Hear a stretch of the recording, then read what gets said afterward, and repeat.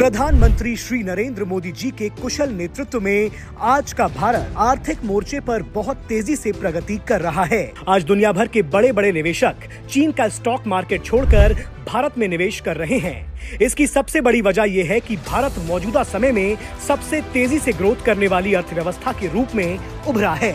आपको बता दें कि भारत पहले ही चीन के हांगकांग को पछाड़कर दुनिया का चौथा सबसे बड़ा शेयर बाजार बन गया है और भारत ने ट्रेडिंग वॉल्यूम के मामले में भी हांगकांग को पीछे छोड़ दिया है। आज वैश्विक ग्राहक बाय इंडिया सेल चाइना की रणनीति अपनाए हुए है, जिसके चलते पिछले साल जहां भारत का सेंसेक्स करीब 17% मजबूत हुआ है, तो वहीं हांगकांग के हैंग सेंग में करीब 27% की गिरावट दर्ज की गई है, जिसके चलते कई विदेश निवेशक चीन में अपना कारोबार बंद कर रहे हैं। कीमतों में आई गिरावट के बाद सिंगापुर की हेज फंड एशिया जेनेसिस ने चीन में अपना कारोबार बंद करने की बात कही है। जहां चीन की इकोनॉमी संघर्ष कर रही है, वहीं भारत की अर्थव्यवस्था मजबूत हो रही है। यही वजह है कि दुनिया भर के दिग्गज निवेशक चीन को छोड़कर भारत में पैसा लगा रहे हैं। अमेरिकी वॉल स्ट्रीट के दिग्गज गोल्डमैन सैच ग्रुप, INC और मॉर्गन स्टैनली ने अगले एक दशक तक भारत को निवेशकों के लिए सबसे बड़ा डेस्टिनेशन बताया है। $62 अरब के हेज फंड मार्शल वेस ने अपने फ्लैगशिप हेज फंड में भारत को अमेरिका के बाद सबसे बड़ा दांव बताया है।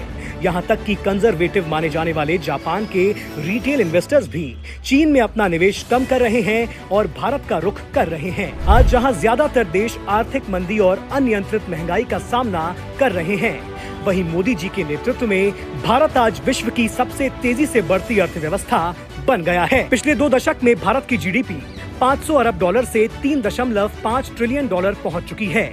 अगले कई साल तक भारत की इकोनॉमी सालाना 7% की रफ्तार से बढ़ने की उम्मीद है और ये सब मोदी जी के दृढ़ संकल्प और देश हित में उठाए गए कदमों का ही नतीजा है कि भारत विश्व की तीसरी सबसे बड़ी अर्थव्यवस्था बनने के लक्ष्य पर आगे बढ़ रहा है।